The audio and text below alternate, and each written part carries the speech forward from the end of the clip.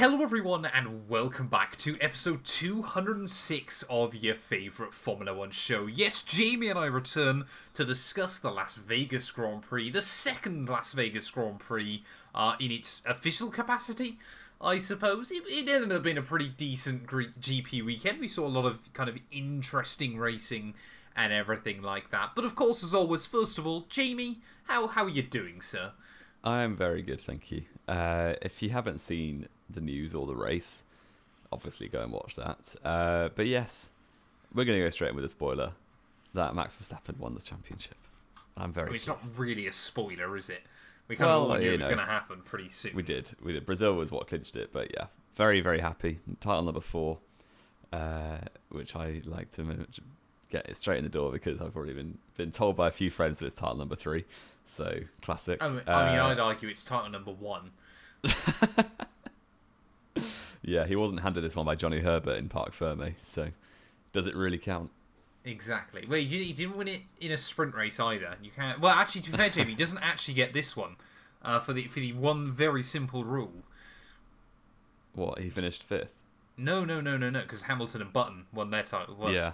It's actually the very simple rule of obviously what happens in Vegas stays in Vegas. Great. So obviously he doesn't get to keep it.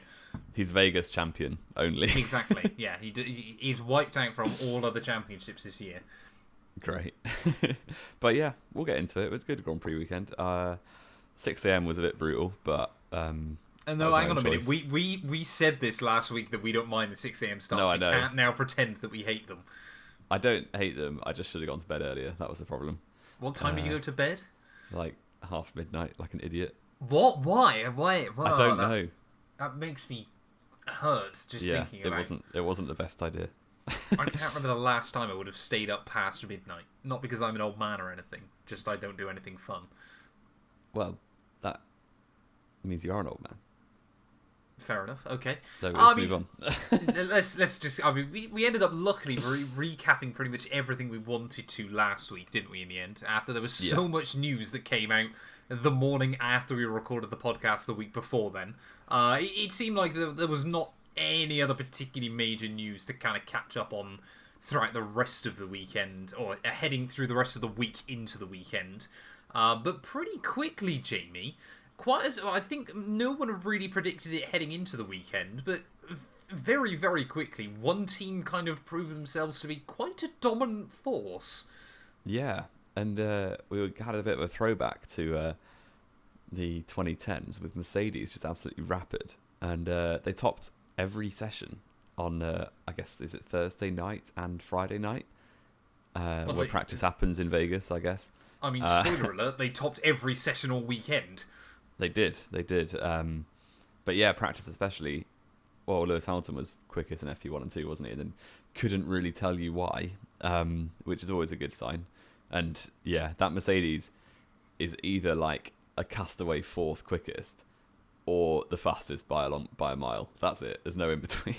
By a mile is a little bit strong.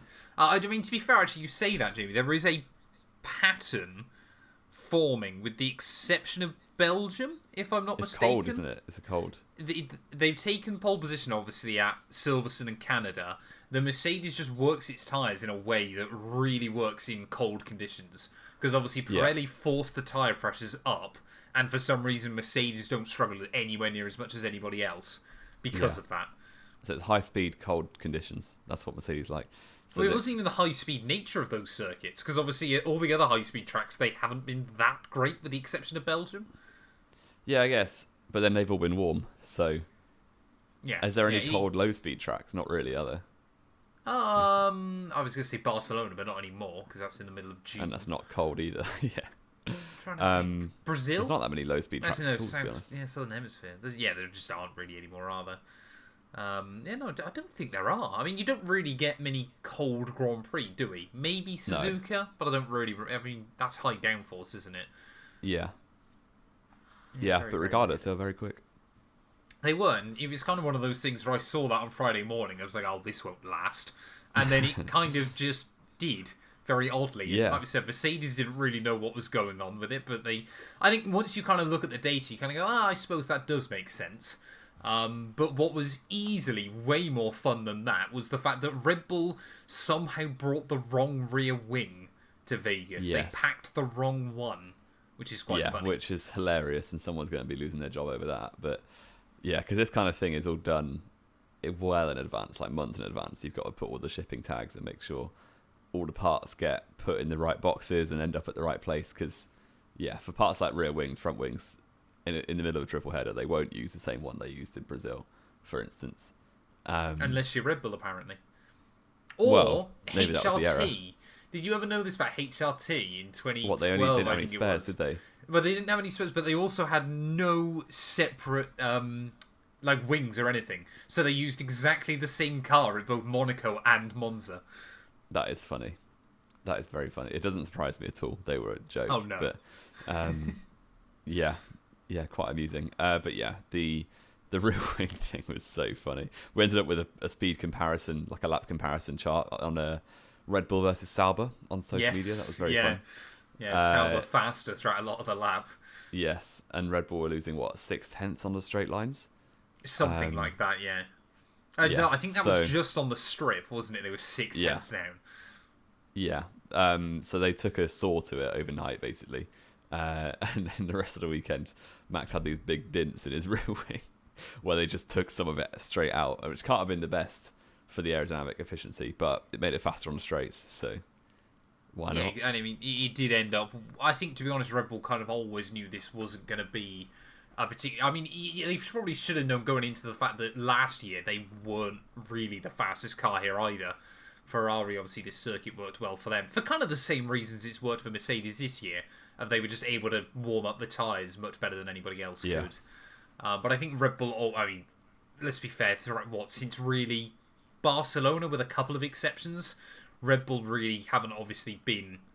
If they've been the fastest car, it hasn't been by much in pretty much all of those GPs. Occasionally Max has helped that, but I think Austria still is often overlooked, for that car was definitely still the best that weekend. But yeah, I mean, I'm not sure. Red Bull, he took pole by half second. Like, that is definitely the car. But he's an Austria not just specialist. The driver. Yeah, but so's Lando, to be fair. Yeah. But then the fact that Norris was able to haul him in the race was pretty impressive. It was Red Bull poor management and poor pit stop, wasn't it? That really helped him. But I mean, as we got into qualifying though, Jamie, there were some surprises, there were some not surprises, and immediately in Q1, the big shocker was that Zhou Guan Yu saw Q2, which I didn't think he was possible of. He saw a good Q2 as well. He qualified 13th, 12th. Wow, good stuff. He out-qualified Bottas, so we'll take that. He did. And yeah, that meant that there was a new driver on the back row, which. New is a bit strong. It was Lance Stroll. It was Lance Stroll, so not really new. He's the only man that could end up being slower than Sauber. Although, admittedly, this weekend it wasn't really his fault. He had an ERS failure in free practice 3, didn't he? So the team literally only got him out for one run right at the end. And I'm sure they would have been just... You know, like that meme of Gordon Ramsay saying you're an idiot sandwich? I'm sure they were just doing that with him, going, do not stack the car. Yeah, do not crash. But yeah, he and his teammate Alonso both out in Q1. Aston Martin have fallen off a cliff in the last year and a half. Joined by Sergio Perez, which isn't even a shock at this point. I mean, it was so little of a shock, I'd forgot it happened. Did you know that Sergio Perez in 2024 has more Q1 exits than Max Verstappen in his whole Red Bull career? That doesn't surprise me. Crazy. How many Q1 exits does Max have in his F1 career? It'll be few, won't it? It's about 5 or 6, and Perez has had 6 this season. But that seems that stat discounted Toro Rosso, I think. Yeah. So yeah, there were probably a few in 2015, but not many because they weren't that bad. And no, Toro Rosso actually had a very good car in 2015, didn't they? I wouldn't say very good. They were all right. They were pretty close to Red Bull throughout a lot of the first half of the season, weren't they? Yeah, Red Bull was shocking. That wasn't because Toro Rosso were good. That's what I mean. In comparison to Red Bull, it was my point. Yeah, fair enough. Like 2008 reincarnated. And Albon and Bottas will join them in Q1 exits, and Albon losing to Colapinto again for the third time in qualifying. Yeah, after I believe whitewashing his teammates for almost 2 years. Yep, the stat padding was in fact insane. Yeah, I think it's been a weird one, hasn't it, with Colapinto? Because again, he's still a little bit of an unknown quantity, so we don't know just how good he is. But yeah, it does definitely feel like Bottas. Albon even. It's going to be critical that he is at least pretty much on, at least close to Carlos Sainz. Next year. Yeah, exactly. Yeah, I think he'll lose. Get that as a heads up. Yeah, probably. But it's how much he loses by, I think, is the more awkward thing for Albon. Colapinto, though, he would again be the talk of Q2, though, wouldn't he? Because he would have a rather hefty shunt, a 50G crash, which is quite impressive based on how slow that part of the circuit is. Yeah, but he did find 2 concrete walls, which is never good in a Formula 1 car. No Tech Pro or no tyres or anything. Yeah, it was a pretty rookie error, to be honest, just turning in too early. Which is okay, because he's a rookie. Yeah, so these things happen, but it is the 3rd big crash that he's had in less than 2 race weekends. Because you have Brazil quali, Brazil race, and this quali session, obviously. So those Williams mechanics are working overtime at the minute, and they better be getting a nice little Argentinian wine for Christmas from Franco. Is Argentinian wine any good? I know it is. Is it? Fair enough. I'm not much of a wine expert, unlike Jamie, apparently. Yeah, no. But yeah, Williams have well, they were getting into the weekend. After Brazil, they were like, we're almost out of parts. And then Colapinto's ruined a whole other set of parts. But he does bring in that Argentinian money, so it's okay.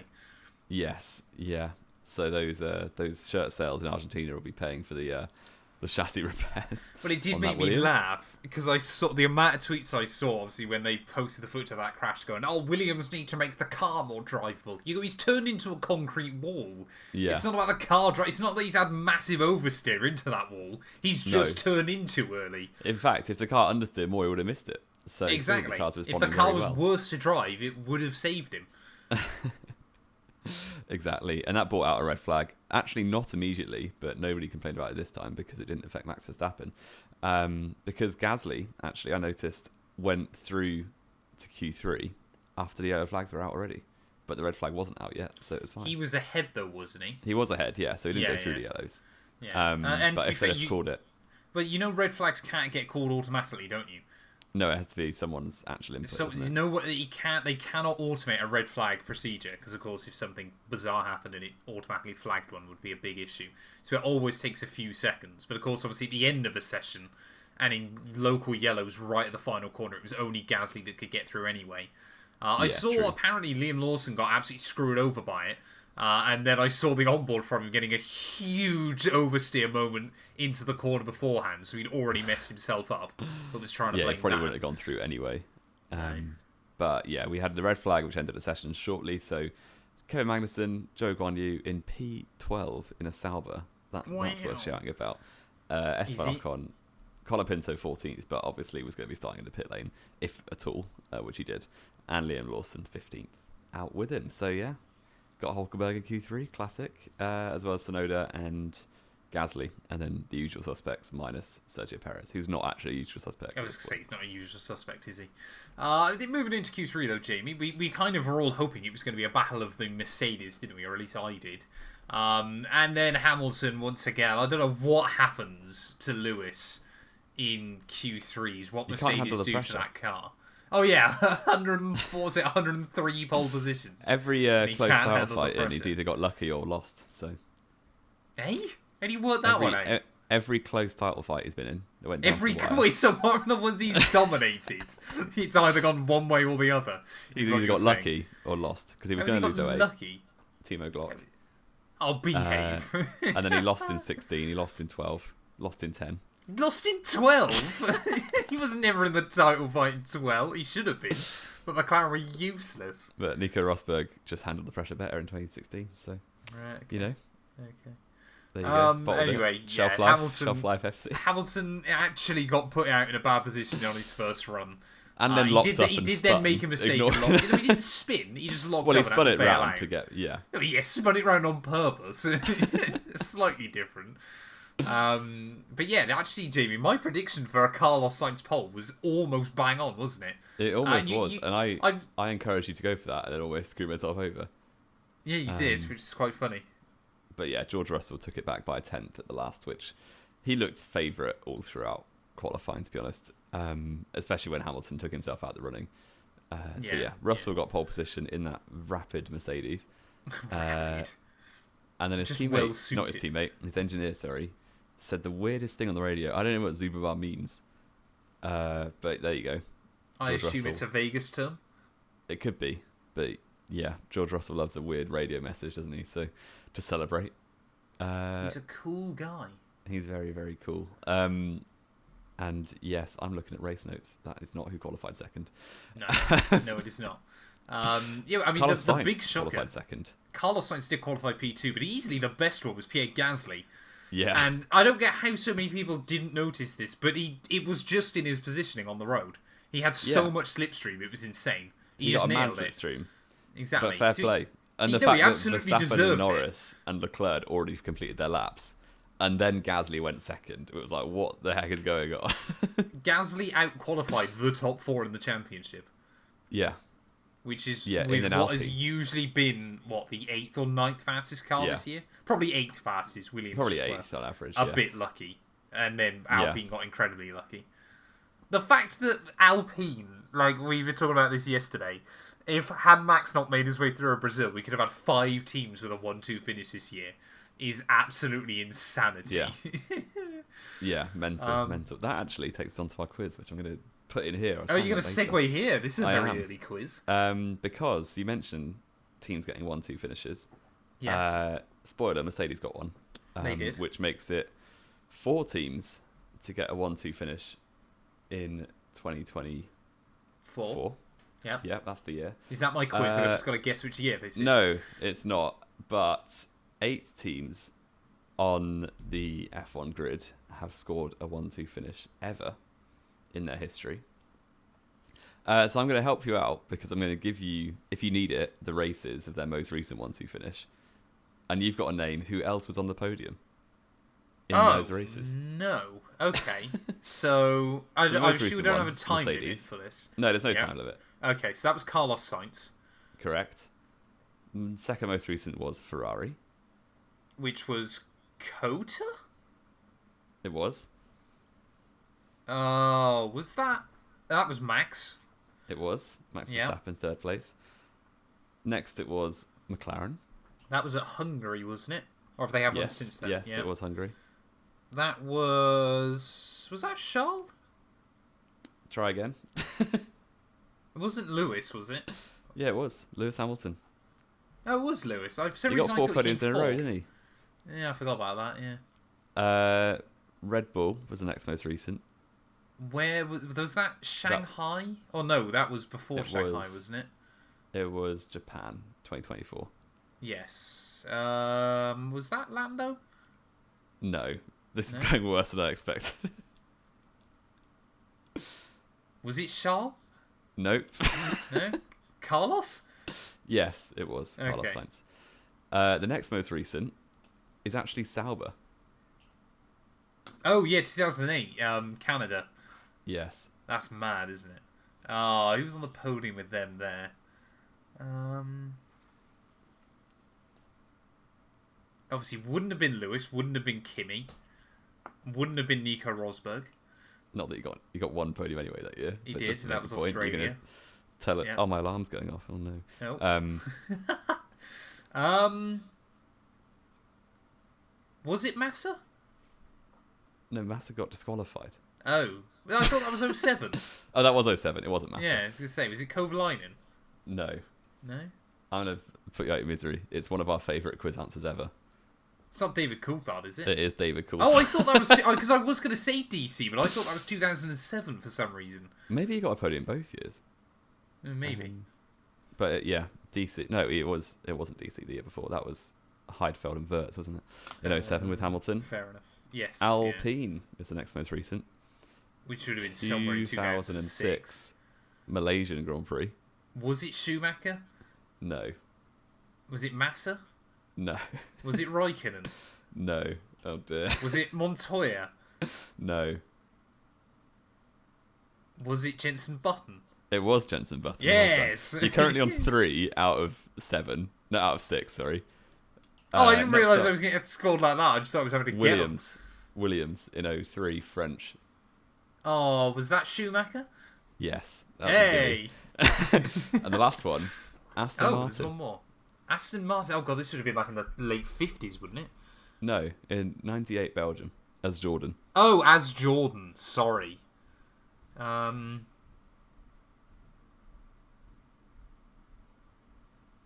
Obviously, This it one's wasn't quite hard. Schumacher. Yeah.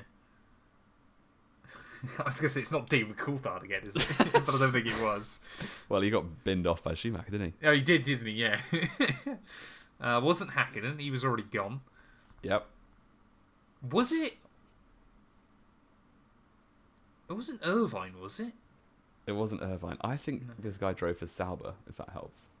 Was it Herbert? No. No. No, he was did drive for Stewart Sauber. at that point, I think. Yeah. He did drive for Sauber. I've got to try and name the 1998 Sauber lineup. Sauber lineup. Yeah. I'm trying to think, because obviously I did a 1998 F1 career mode, but I don't know exactly how perfect the driving moves were. Ah, that's going to annoy me.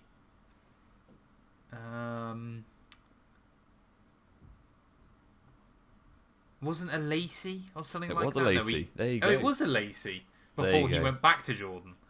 Exactly. Yeah, exactly. I'll there you take go. that. Fun quiz. You did That worse is a than I fun thought. quiz. Fair enough. But yeah, what 4? I'll give you 5 out of 8 for a Lacey. Thank you. That's a good answer. Well, I'll take it. Let's get into the Grand Prix though, Jamie, because it was a weird, because people have loved this race, and as we've both said, it was a quintessential ground effect era race. There was a fair amount going on, but it was all kind of seemingly fairly predictable in its nature. Yes, there was nothing that unexpected going on at all. Apart from Kevin Magnussen and Liam Lawson on lap 1 battling and not taking each other out, which is incredible. How that happened. And then they did it later as well, going through that same section with an extra car and still didn't take each other out. That was actually quite impressive. But it was very impressive. Yeah, the start was fairly straightforward. Charles Leclerc got into P2 and then immediately put the pressure on George Russell. By lap 4, he was all over the back of him, but cooked his tyres. Like, absolutely ruined his tyres within about, 10 laps? Within about 6 laps. It was much earlier than that, because by lap 10 he pit.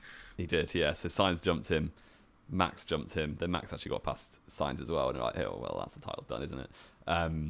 No way that McLaren, we didn't mention this. McLaren were just nowhere all weekend, were they? Yeah, they were just the 3rd fastest car, probably. 4th. Well, if you take the teammate average, then Red Bull was definitely slower. Yeah, and who takes Perez as the teammate average anymore? Yeah, it was not good. So that kind of took all the tension away because Max had already qualified ahead of Norris. And after lap 1, when Max is ahead, you're like, oh, well, that's that then, isn't it? So there was no kind of tension of will he, won't he win the championship. Oh, yeah. And especially with the reliability and things like that. You know, it was just kind of nothing was good. Well, we say about reliability, of course. The one engine manufacturer that wasn't a reliability failure. That was they built the car wrong.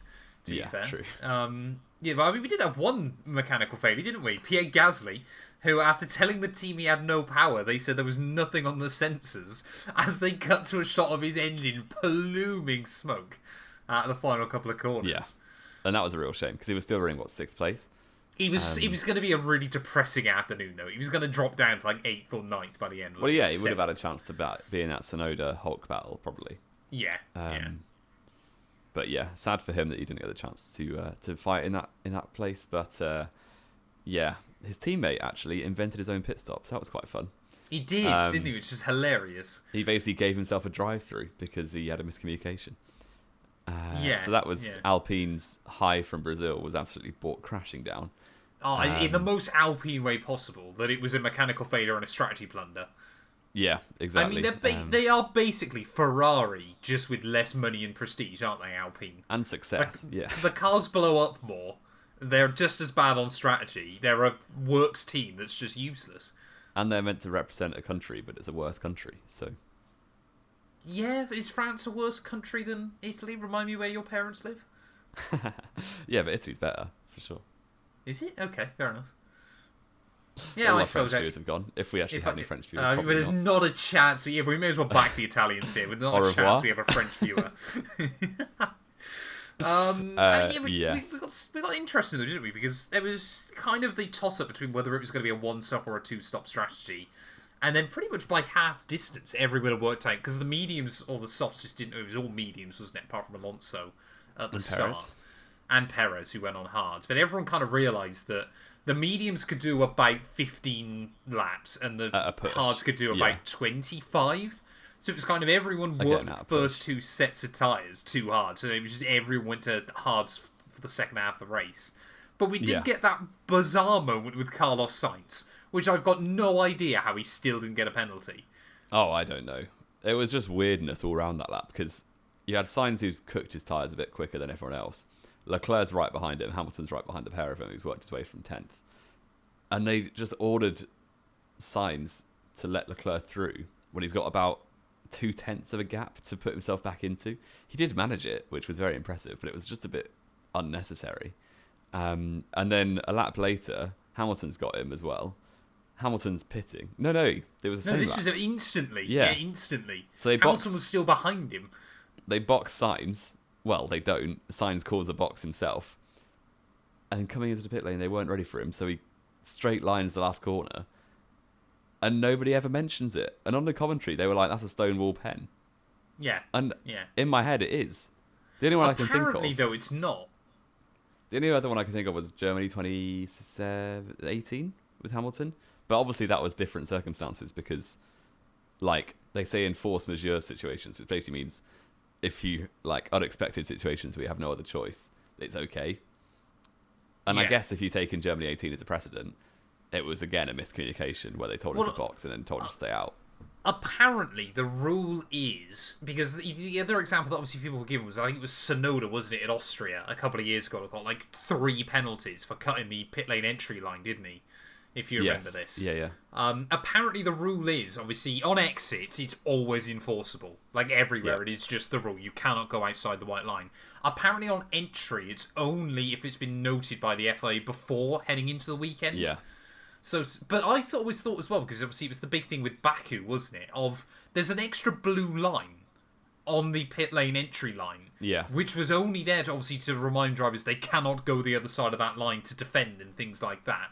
Because, of course, you could end up with an airplane crash, like we have at Baku. So Raikkonen got a penalty a few years ago. He did, yeah. That was 2016, I think, wasn't it? Yeah. It was a long time ago.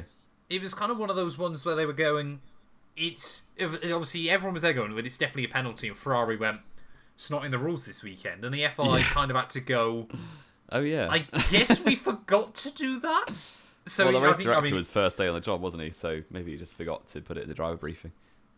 Yeah, but it's something like that. You would think, a track like last week. I mean, it's just a blunder by the FIA, isn't it? Because that should have been rule number 1 of the weekend: is you cannot go over the pit lane entry line to try and defend your position, which is effectively what Carlos did in the end. But he did get away with it, and that's why. Yes, yeah, and that, for me, that's a Stonewall 5 second, but it should have no been. one complained, so whatever. What's probably more fascinating about this is the fact that Carlos had been on the radio for probably about 3-4 laps at this point, because he'd absolutely wrecked his tyres, and still Ferrari didn't have the pit crew ready. Yeah, what's going on? Craziness, and they said wake up, which actually woke me up because by this point I was very tired. Yeah, that was bizarre. I mean, Hamilton got ahead anyway of both Ferraris with that undercut up to P2. I know P3 at that point, wasn't it? Because Verstappen was still chilling. Yeah, he was still P3. And then Verstappen just started dropping back. I don't know how he was P2 for so long, to be honest, but yeah. Behind just the way the strategy worked out. Yeah, behind the Mercedes of Hamilton. And then it was funny, 10 laps to go, he had both Ferraris closing down, and he was the GP like, should I defend? And GP was like, yeah, you could.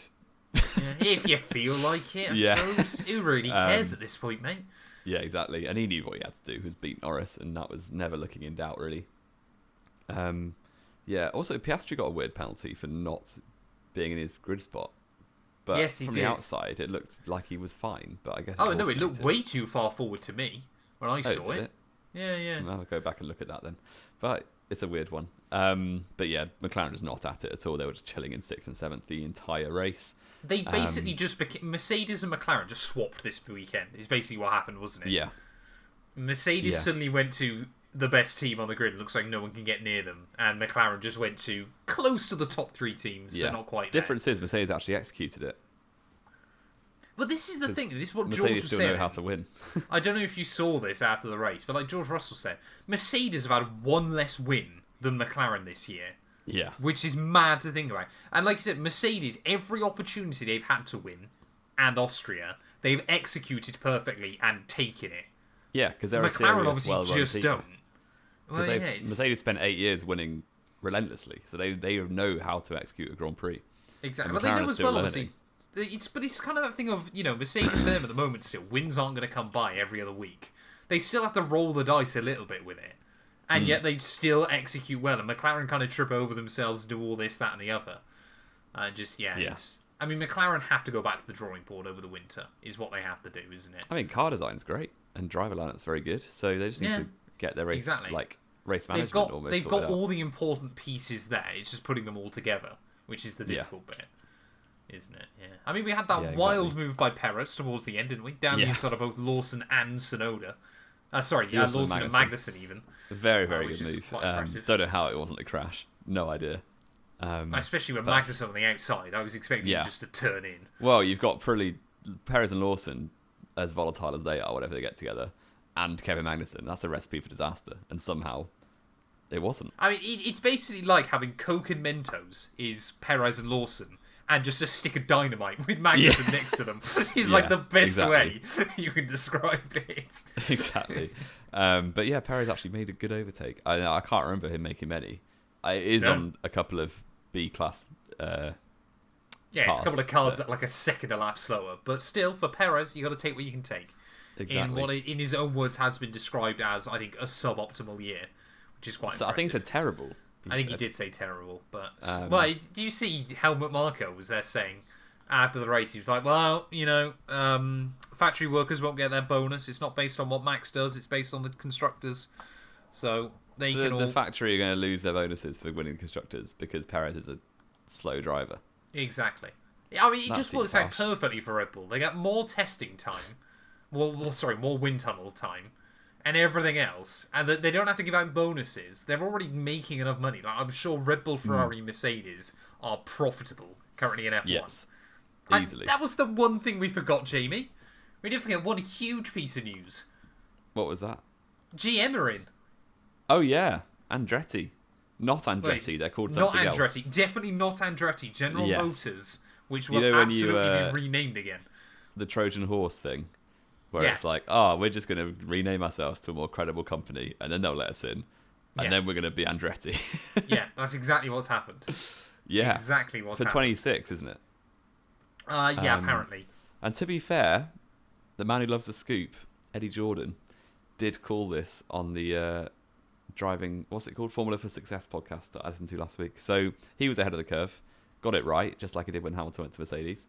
And yeah, shout out Eddie Jordan. 2 examples in 12 years.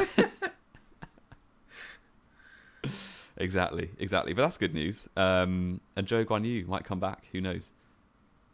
Hey? Why? Who's going to drive for Andretti? I mean, they'll not put Zhou Guanyu in the car, I wouldn't have thought. Why not? Because he'll get tariffed to drive, won't he? Oh yeah, can't have those Chinese imports into American. Exactly. Yeah. That's a good point. It'll be Logan Sargent. Bring him back. It'll be Cheeseburger McFryface and Logan Sargent in the car or something. I don't know. Right. Let's stop offending different nationalities. And Nico Hülkenberg, very good race. Finished P8. Let's stop offending drivers. Let's talk about Nico Hülkenberg. Exactly. That's the next thing on the list. Because he has got Haas back into P6 on his own. I mean, he hasn't on his own. Kevin Magnussen has scored points this year. And Ollie Behrman has too for Haas. He has, yeah. But yeah, Haas are back up to 6th in the championship because Hülkenberg spent 15 odd laps trying to get past Tsunoda and finally did it with about 3 to go. So that made me very happy. And yeah, had he not got Tsunoda though, it would have been what? Alpine on 49, Haas on 48, VCarb on 48, which would be and to be wild. honest, it's still really close. Yeah, it could still go any direction. Yeah. I just want to see Alpine finish 8th. Yeah, exactly. I mean, to be fair, P3 on the grid, Gasly would have beaten them both. Gasly could have beaten them both. He would have been in that 5, sure. Yeah, well, I didn't know if this didn't really get talked about into the weekend, Jamie, but Red Bull have now given VCarb a load of their rear suspension components, apparently, to try and help them out to the end of the year. No, they are allowed to do that. Oh, well, fair enough. They might as well. Given them, pretty much everything they can do for these last few races they've given to them towards the end of the year. But anyway, George Russell, like we said, took the win. Absolutely dominant factor. We basically didn't see him after lap 4, did we? No.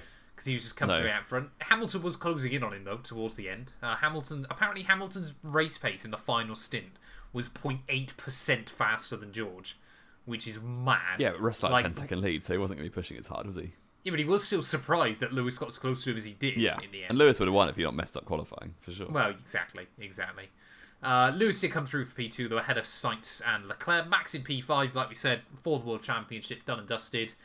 With Lando, Oscar Piastri, Hulkenberg, Tsunoda, and Perez rounding out our top 10, Jamie. Who would you say was driver of the day? I think there's a few to shout out here. Not Lewis Hamilton, who got the real one. No, I'd say Lewis Hamilton is absolutely one that deserves it. Well, he only was voted the real one because he messed up qualifying. I'll go George Russell. I think George Russell is another one that I would definitely have to shout out. Hulkenberg, I think Hulkenberg and Tsunoda both deserve some credit. They were, again, very, very good this weekend. And I think, Zhou for his qualifying effort is worth a shout. Yeah, Where did Zhou finish the race? Zhou finished P13. So actually pretty good, to be honest. Yeah. Fair play. Are you going Zhou? Is this really happening? I'm not going to say Zhou. I'm going to say George Russell. Okay. So I think George Russell is our driver of the day, isn't he, between us? Yes, indeed. Race rating. It was. Yeah, I'm having a look. I want to compare for the old ones. I would say a 6.5. I was looking exactly at Mexico and thinking it was about as good as that, wasn't it? Yeah. I might say a 7. It might have been slightly, but no, I'm going to say a 6.5 as well, actually. Yeah. One of our lower... Actually, it's not one of our lower rated races. I mean, our best rated race this year was Silverstone. It's very mid. Is it really Silverstone? Is that because of your bias? No, you gave it an 8.5. You put 9.5. Yeah, but it's also the joint highest rating you've given a race this year. Yeah. Maybe I'm just a Scrooge when it comes to race ratings. My word. I think we both are, to be honest. That's just Brazil got an 8. Brazil was class. Why did I not give it 8.5? All right. Well, what else? Predictions recap. We did terribly. Well. What are the scores on the doors, Jake? 68 for me, 73 for you. So 5 points in it. Yep. I put Charles Leclerc on pole. Nope. 0 points. Charles Leclerc P1. Nope. 0 points. Oscar Piastri P2. Nope. 0 points. And Max Verstappen P3. Not a chance. So you got 0 this weekend. I got That's not big helping you close in. You put Carlos Sainz on pole, which was almost bang less than a tenth off. That would have been Norris wild to win the race. No. Yeah, that one was a bit more inaccurate. Charles Leclerc P2. Not a chance. Nope. And you got 2 points for putting Sainz third. Yes! Despite him ignoring team orders to get that P3 then. Why wouldn't he ignore team orders at this point in the season? Why does he care? Yeah, and Leclerc fans are losing their minds on Twitter. I've seen people trying to say that they should drop him for the last 2 races. Why? Who cares? It's the same number of points for the team. Exactly. And if Leclerc finishes second or third, does anyone actually... It's just another P2 finish in the Drivers' Championship he gets. Who cares? Exactly. So what does that mean? I've got a 7.5.7 point lead now? 7 point lead. You're going to win. Wow. There's only 18 points available. My 1 tweet a year is going to be from you. No, your profile picture is having Lance Stroll photo onto it. That's. I'm actually down for that, so I'll take that. I might throw just to get Lance Stroll on my profile picture. Just make Lance Stroll your profile picture. It's real simple. Perfect. Indeed. Perfect. Have we got anything else to add, Jamie? I think we've rattled through everything. I think we've done well. I need to go to work. You need to go to work. I say go to work. I need to turn my laptop on, which is right next to me. So fair enough. Thank you all, as always, so much for listening. If you have enjoyed, please do make sure you leave a like. Get yourselves subscribed. And Jamie and I will be back. Well, it's going to be later on this week. We haven't even worked out when we're going to do it yet. Ready for the Qatar preview.